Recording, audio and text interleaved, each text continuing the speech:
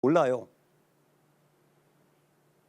이렇게 이야기하는 곳인데 요단강은 바로 정확히 이야기하면 요르단강과 같습니다. 이 요단강은 특수한 곳입니다. 이곳은 요단 지구대라고 하는 협곡이 있습니다. 이 지구대는 예전에 지진으로 인해서 깊이 들어간 지역을 요단 지구대라고 합니다. 우리나라에서도 한 곳에 지구대가 있습니다. 이런 깊은 협곡 속을 흐르는 강이 요단강입니다. 이 요단강은 헤르몬산 기슭에서 시작된 발원지들이 흘러서 사해, 즉 성경의 수금바다를 향해서 내려가고 있습니다. 이 요단강은 두 곳으로 분류할 수 있습니다. 먼저 수원지 지역에서 갈릴리 바다까지의 거리는 약 29km입니다. 수원지에서부터 11km 지점에 내려오면 훌레호수라는 곳이 있습니다. 이곳은 원래 폭이 3.2km, 길이가 4.8km, 깊이는 약 2.7m에서부터 4.8m의 규모로 해발 69m의 고도의 지역에 있습니다. 근데 지금은 대부분 매립되어 폭과 길이가 약 1km 정도 줄어들어서 호수로 남아 있습니다. 지금도 이 지역은 훌레 호수라고 부릅니다.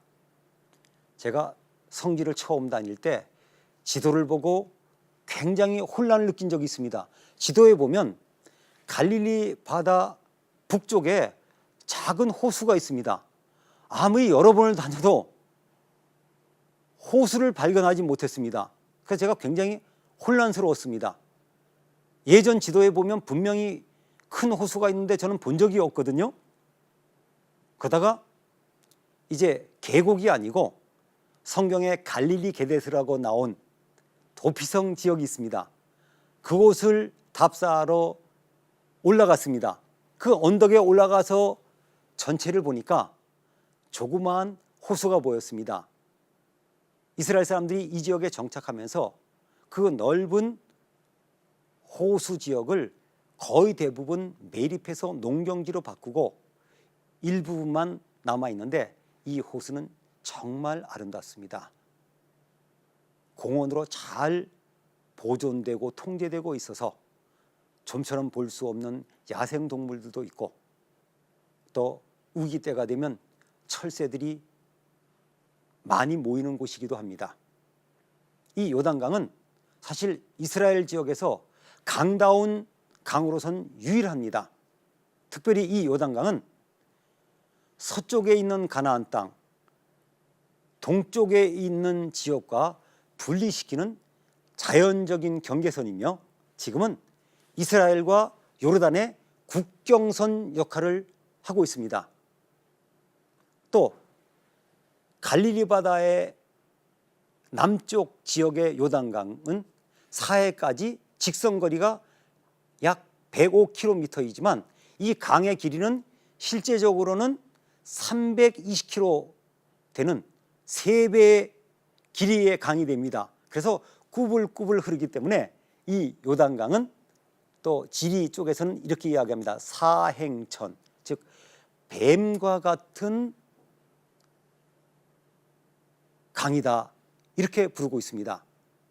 그리고 요단강은 대부분의 지역이 해수면, 즉 시레벨보다 낮은 곳을 흐르는 특수한 강입니다. 세계에서 이런 강은 거의 없을 것으로 저는 알고 있습니다. 그리고 이 요단강은 요단강의 끝인 사해와 또 출발 지점이 고도의 차이가 매우 많습니다. 1km의 고도의 차이가 1.7m가 되기 때문에 급류가 있고 소용돌이가 있고 굴곡이 심하기 때문에 배가 다니지 못하는 강입니다. 저는 그래서 요단강을 볼 때마다 이렇게 이야기합니다. 그림의 떡과 같은 강이다. 지금은요 양수기 같은 기계시설이 발달돼서 그곳을 그냥 두지 않고 물을 뽑아 쓰지만 성경시대는 이 물을 제대로 이용하지 못했습니다. 이 요단강 유역은 계단식으로 되어 있다고 보시면 이해하기 쉽습니다. 먼저 요단강 자체가 흐르는 지역이 있습니다. 물론 이것은 건기와 우기 때의 차이가 납니다. 두 번째는 강물 가까이 있는 지역이 있는데 이곳을 아랍인들은 조르라고 이야기합니다. 이 요단강 양편에 있는 이 조르 지역은 밀림이 형성되어 있습니다. 사람이 살 수 없는 열악한 곳이기 때문에 성경시대에는 사자까지 살았습니다. 성경에 보면 이해하지 못하는 말이 나옵니다. 어떻게 요단강에 깊은 숲이 있을까? 지금은 거의 없습니다. 예레미야는 요단의 깊은 숲에서 사자가 나올 것이라고 이야기했는데 이것은 실제로 그 시대에 사자가 나올 정도로 우거진 것을 이야기합니다. 세 번째로 이 지역은 사람들이 살만한 경작도 가능하고 거주가 가능한 지역이 있습니다. 바로 고르라고 하는 곳인데 이곳을 요단 평지라 합니다. 유명한 곳은요, 서쪽 지역으로는 여리고 주위에 평지가 있습니다. 또 동쪽에는 넓은 평지들이 많습니다. 그래서 솔로몬은 요단강 동편에 있는 지역에 성전에 쓸 녹기구를 제작했습니다. 바로 숫꽃 사르단입니다. 이 요단강은 우기에는 굉장히 범람합니다. 그래서 이스라엘 민족이 이 요단강을 건널 때는 쉽게 건너지 못할 지역이었습니다.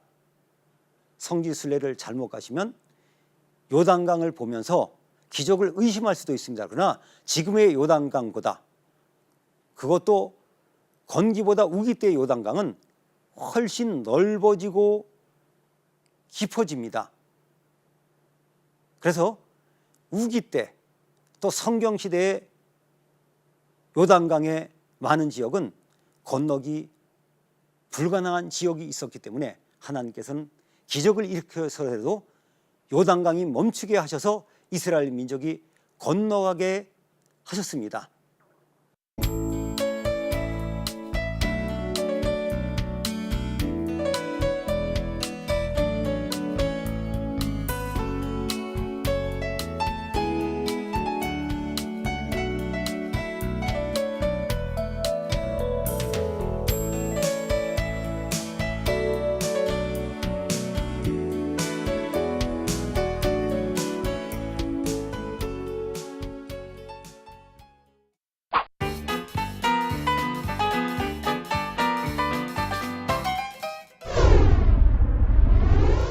이제 이 요단강에서 어떠한 일이 일어났는지를 성경에서 보시겠습니다.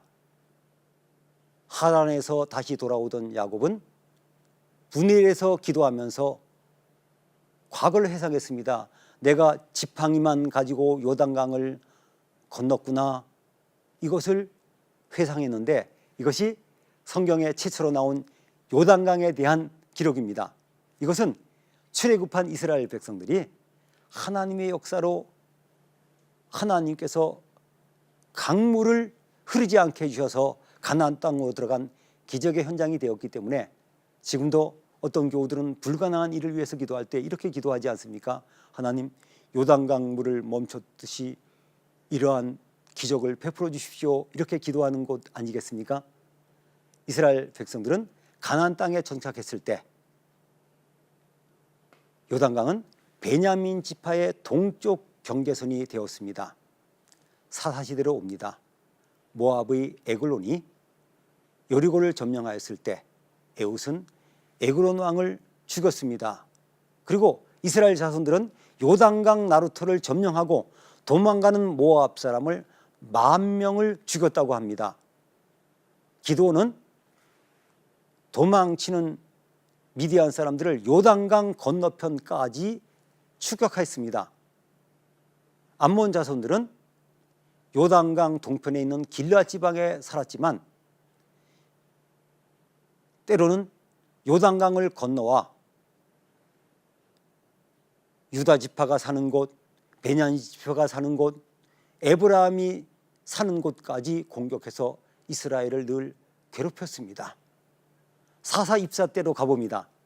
길르앗 사람들과 에브라함 사람들이 싸웠을 때 길르앗 사람들은 요단강 나루턱을 장악하고 에브라함 사람인지를 가려내기 위해서 발음을 시켰습니다. 쉬플렛. 그리고 발음을 하지 못하는 사람을 잡아 죽이는 사건이 요단강 나루터에 있었습니다. 사울 때 블레셋 사람들이 공격하는 것이 겁이 난 사람들은 요단강을 건너 지금의 요르단 지역 갓지파의 영토로 도망가기도 했습니다. 또 요단강 북쪽에 있는 길르앗으로 피난하기도 했습니다. 또 다윗과 이스보셋이 서로 내전을 벌일 때 요압이 거느린 다윗의 군대는 이스보셋의 부하와 싸웠고 아브넬의 군대는 요단강을 건너 마하나임으로 퇴각하였는데 이 마하나임은 요단강 동쪽에 있습니다. 다윗은 요단강을 건너서 헬람에서 전투를 벌여 승리하기도 했습니다. 안타까운 일이 이곳에 벌어졌습니다. 다윗은 아들이 반란을 일으키는 슬픔을 당했을 때 요단강을 건너 마하나임으로 피신해서 그곳을 임시 수도, 임시 피난처로 삼았습니다.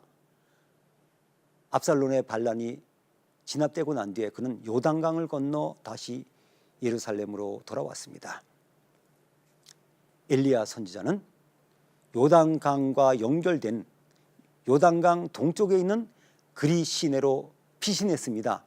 저는 그리 시내를 갈 때마다 이런 기도를 합니다. 하나님, 물질이 없을 때는 그리 시내에서 까마귀를 보내서 먹여 살리신 것처럼 까마귀를 동원해서라도 공급해 주시옵소서, 그렇게 기도합니다. 또 돈이 없어서 어려움을 당하는 사역자들에게는 그리 시내로 가라고 이야기합니다.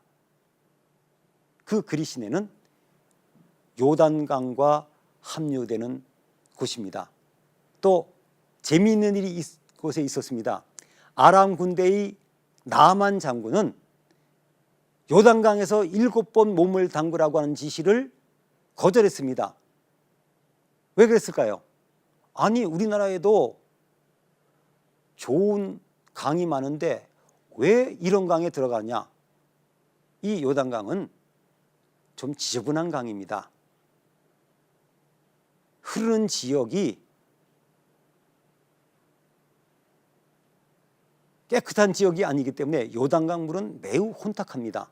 반면에 나만 장군이 있었던 시리아 지역에 있는 아바나 강과 바르달 강은 요단강보다 더 깨끗했던 것을 저는 현지에서 확인했습니다.